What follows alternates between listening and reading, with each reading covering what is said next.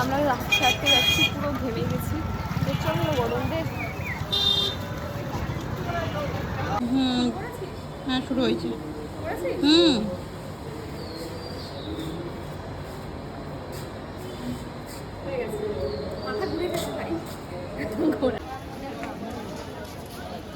বিনামূল্যে জুতো রাখুন, চল চল চল চল।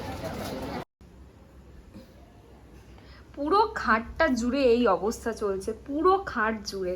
মানে কালকে যে যাওয়া হবে, রাত মানে কত রাত হয়ে যাচ্ছে তার কোনো ইয়ে নেই। কটা বাজে এখন?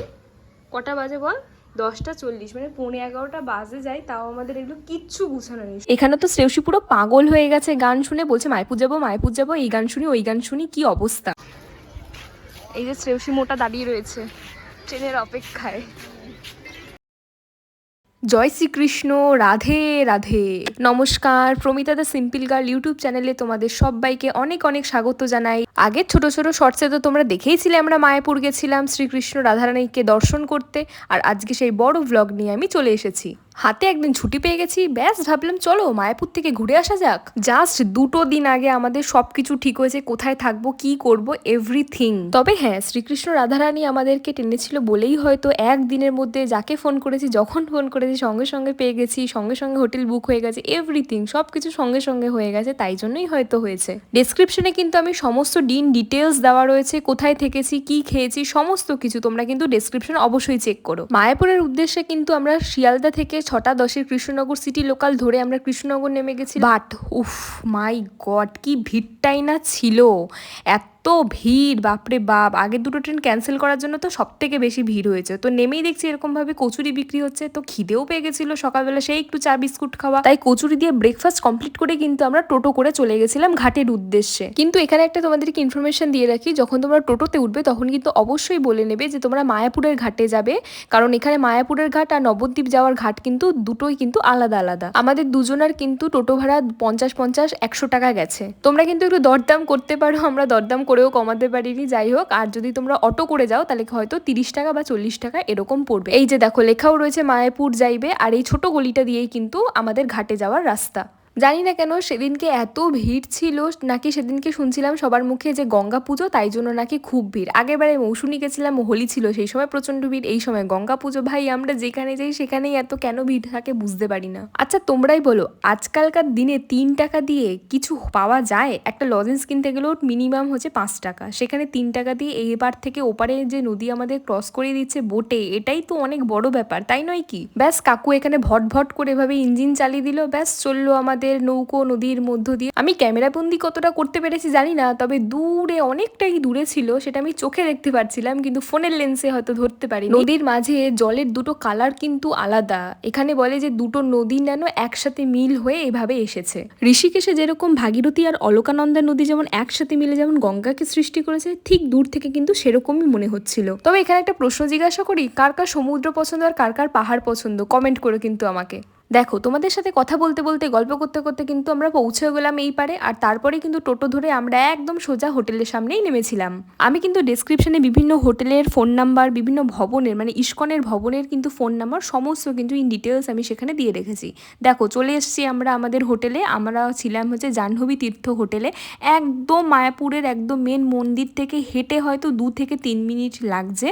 ভিতরে কিন্তু এখানে একটা বসার জায়গাও আছে, আর একদম অপোজিট সাইডেই কিন্তু তোমরা যদি এখান থেকে খাও সেই ব্যবস্থাও রয়েছে। একদম ওই যে দেখতে পাচ্ছ ওদিকটা কিচেন, ওখানে কিন্তু তোমাদের খাওয়া দাওয়ারও ব্যবস্থা আছে। তবে মায়াপুর এসেছি আর এখানে যদি ভোগ না খাই তাহলে কেমন করে হয় বলো? এখানে কিন্তু বিভিন্ন ভবনের বিভিন্ন রকম প্রাইস রেঞ্জে কিন্তু তোমরা কুপন অ্যাভেলেবেল পাবে। আমরা পৌঁছেছিলাম প্রায় 11:15 পর্যন্ত। হোটেলের কাকুটাই আমাদেরকে বলেছিল তোমরা যদি ওখান থেকে খাও তাহলে কিন্তু এক্ষুনি যাও, নাহলে কিন্তু 11টা পর্যন্ত কুপন দেয়, পরে আর পাবে না। এই যে আমাদের কুপন কাটা হয়ে গেছে, এখানে কিন্তু আমরা 80 টাকা করে এক একটা কুপন পেয়েছিলাম, তো 80 টাকার কুপনটাই আমরা নিয়েছিলাম। কিন্তু কি জানো তো, আমার একটা জিনিস খুব খারাপ লেগেছে, ভোগ তো সবার জন্য সমান হওয়া উচিত। এক জায়গাতে ভোগের দাম 40 টাকা, অন্য জায়গাতে 60 টাকা, কোথাও 80 টাকা, কোথাও 150 টাকা, আবার কোনো জায়গাতে এসিতে বসে ভোগ খাওয়ানো হচ্ছে, কোনো জায়গাতে নন এসিতে বসে ভোগ খাওয়ানো হচ্ছে। এই জিনিসগুলো আমার কীরকম জানি একটা লাগলো, তাই এই জিনিসটাই নিয়ে আমি আর শ্রেয়সী আলোচনা করছিলাম। আর এদিকে দেখলাম যে ইসকন থেকে এরকম একটা ফ্রেশ জুসের কাউন্টার এখানে খুলেছে, সেখান থেকে আমরা 2 গ্লাস জুস খেয়ে নিলাম এবং পুরো জায়গাটা ঘুরে ঘুরে দেখছিলাম। খুব সুন্দর করে সাজানো ছিল আর প্রচণ্ড গরম ছিল। আমরা ভেবেছিলাম এখন একটু খাওয়া দাওয়া করে একটু রেস্ট করে বিকালবেলা এসে খুব সুন্দর করে চারিদিকটা ঘুরে ঘুরে দেখব। তাই যেমন ভাবা সেরকম কাজ। 12:30 থেকে বলেছিল এখানে ভোগ দেওয়া শুরু হবে, তো শুরু হতে হতে প্রায় 1:45 হয়ে গেছিলো। আর এখানেও প্রত্যেকজন দাঁড়িয়েছিল এই গরমের মধ্যে, বলছি কখন দেওয়া হবে ভোগ। আর সত্যি কথা বলতে আমার খুব খিদে পেয়ে গেছিলো। সকালবেলা তো না খেয়ে বেরিয়েছি, 1 কাপ শুধু স্টেশনে 1 কাপ চা খেয়েছি, তারপর কৃষ্ণনগরে নেমে সেখান থেকে একটু কচুরি খেয়েছি, আর পুরো টোটোতে আস্তে আস্তে আমরা শুধু ঠান্ডা ঠান্ডা ফ্রুটি খেয়েছি। তবে এই ভিতরটা কিন্তু খুব ঠান্ডা ছিল আর এরকম বড় বড় ফ্যান চলছিল, বেশ ভালোই লাগছিল। তবে পেটের গুড়গুড়ানি কিন্তু কিছু কমই নিয়ে, এদিকে কিন্তু ভালোই খিদে পেয়ে গেছে তখন। আর সবাই এত লাইনে দাঁড়িয়ে রয়েছে, আমার মাঝে মাঝে খুব রাগ হচ্ছিল, ভাবছিলাম যে বাইরে থেকে খেয়ে নিই নাকি। কত লাইন দেখো, কত লাইনে সব লোক দাঁড়িয়ে আছে। ফাইনালি অপেক্ষার অবসান ঘটলো এবং আমরা কিন্তু খাবার পেলাম। আমাদের এখানে ভোগে কিন্তু ছিল ভাত, ডাল, একটা মিক্সড সবজি, এদিকে রুটি ছিল আর ছোলা আর পনিরের একটা তরকারি ছিল, বেগুনি আর পায়েস ছিল। ব্যাস এগুলো খেয়েই কিন্তু আমরা দুপুরের লাঞ্চ একদম কমপ্লিট করলাম। পেট একদম ভরপুর ভরে গেল। দুপুরে কিন্তু আমরা একটা লম্বা চওড়া ঘুম নিয়ে উঠে গেছিলাম, একদম 4:30টার সময় অ্যালার্ম দিয়ে রেখেছিলাম যে উঠে কিন্তু বাইরে ঘুরতে যাব, কারণ সন্ধ্যা হতে হতে কিন্তু বাইরের জিনিস না দেখলে কিন্তু সবকিছু মিস করে যাব। এটা কিন্তু লজের ভিতরের দিকের সাইড, খুব সুন্দর করে, এত সুন্দর এখানে গাছ ছিল আর প্রত্যেকটা গাছে এত সুন্দর ফুল ফুটেছে, চারিদিকটা অপরূপ সুন্দর লাগছিল। চলো তোমাদের ছাদে যাবো, ছাদ থেকেও কিন্তু দেখা যাবে ওখানে নদী, এবং খুবই সুন্দর লাগছিল। তখন হালকা হালকা ঠান্ডা হাওয়াও দিচ্ছিল, বেশ দারুণ লাগছিল। তোমরা কিন্তু এই লজটাতে এসি, নন এসি, যদি 5-6 জন বন্ধুরা মিলে আসো বা ফ্যামিলি মিলে আসো, সব কিছু কিন্তু এখানে অ্যাভেলেবেল পাবে, শুধু ওদেরকে কিন্তু আগে থেকে বুক করতে হবে। আমাদের ভাগ্যটা ভালো ছিল যে 2 দিন আগে বুক করেও কিন্তু আমরা সব কিছু অ্যাভেলেবেল পেয়ে গেছিলাম। আর ওই যে দেখো দূরে কিন্তু নদী বয়ে যাচ্ছে। চলো লজ থেকে আমরা বেরিয়ে গেলাম এবং চললাম মন্দিরের উদ্দেশ্যে। এবার মন্দির প্রাঙ্গণ সম্পূর্ণ ঘুরে দেখবো এবং আশপাশের অনেক এরকম শপ রয়েছে সেখানেও এরকমভাবে ঘুরবো। প্রচুর সুন্দর সুন্দর ওখানে জামা ছিল, মানে রাধারানীর যে ঘাগরা যেগুলো পরে সেগুলো এত সুন্দর ওখানে টানানো ছিল, খুব সুন্দর লাগছিল সেগুলো দেখতে। ভেবেছিলাম 2-3টে নেবো, কিন্তু এত দাম বলেছে, আমরা বলেছি থাক ভাই, দরকার নেই। আচ্ছা, তোমাদের এই ভিডিওগুলো কেমন লাগছে তোমরা কিন্তু কমেন্ট করে অবশ্যই একবার জানিও। আর ভিডিও ভালো লাগলে কিন্তু অবশ্যই একটা লাইক করো। আর কি করবে, আরে সাবস্ক্রাইবটা করে দিও।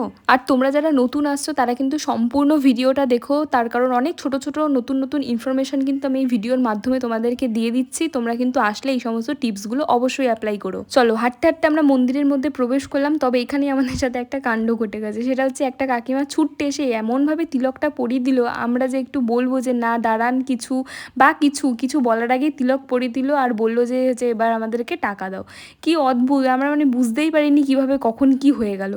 তবে তিলক পরার ইচ্ছা কিন্তু আমার ছিল, আমারও ছিল, শ্রেয়সীরও ছিল, কিন্তু এভাবে যে হয়ে যাবে সেটা আমরা দুজনের কেউই বুঝতে পারি। এরপরে কিন্তু এদিকে আমরা মন্দিরের মধ্যে প্রবেশ করলাম। চারিদিকে এত সুন্দর ফুল ফুটেছিল আর এত ঠান্ডা একটা হাওয়া দিচ্ছিল, বিশেষত এই ফোয়ারাটার জন্য এত সুন্দর ঠান্ডা হাওয়া দিচ্ছিল, দারুণ লাগছিল। আর ওই দেখো একটা ছোট্ট লিলি।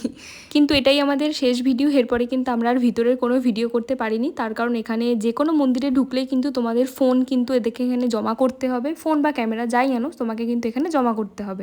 এখানে কিন্তু বিনা পয়সাতে আমরা জুতোটা রাখতে পেরেছি, কিন্তু ফোন রাখতে পারিনি। ফোনের জন্য আমাদের 3টে ফোন ছিল, 3টে ফোনের জন্য আমাদের কাছ থেকে 15 টাকা চার্জ করেছিল। আর ওইদিকে দেখো প্রসাদের কাউন্টার, আমরা ভেবেছিলাম ভিতরে হয়তো কোনো মন্দির আছে যেখানে গিয়ে পুজো দেবো, কিন্তু পরে শুনলাম যে না, ওটা পুজো দেওয়া প্রসাদই, কিন্তু ওখানে সমস্ত প্রসাদের সাথে মিলিয়ে এভাবে প্রত্যেককে দেওয়া হয়।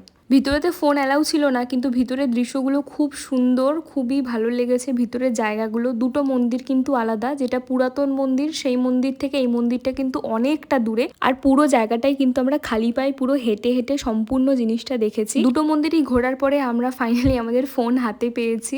তো তারপরে আমরা বাইরে চলে এসেছিলাম, আর প্রচণ্ড খিদে পেয়েছিল, তাই জন্য একটু পাপড়ি চাট আর ঘুগনিও খেয়ে নিয়েছিলাম সেখান থেকে। আর বাইরে শুধু তোমরা ভিড়টা দেখো, টোটোয় 6 লাখ আর পুরো মারামারি লেগে গেছে, এইরকম টাইপের ভিড় ওখানে। তারপর আমরা রাত্রেবেলা ওখান থেকে একটু রুটি আর তরকারি প্যাক করে ঘরে চলে এসেছিলাম এবং খাওয়া দাওয়া করে রেস্ট করে পরের দিন সকালবেলায় চলে গেছিলাম বাড়ির উদ্দেশ্যে। মায়াপুরকে বিদায় জানালাম, আবারও যদি সম্ভব হয় আবারও আসবো এরকম জায়গাতে, বারে বারে আসবো এরকম জায়গাতে। তারপরে আবার ঘাট পেরিয়ে অটো করে আবার ট্রেন করে ফিরলাম বাড়িতে। তাহলে আজকের ব্লগটা কিন্তু এখানেই আমি শেষ করছি। দেখা হচ্ছে খুব তাড়াতাড়ি পরের একটা বড় ব্লগে। ততক্ষণের জন্য সবাই ভালো থেকো, আর কমেন্টে কিন্তু অবশ্যই একবার বলো জয় শ্রীকৃষ্ণ, রাধে রাধে।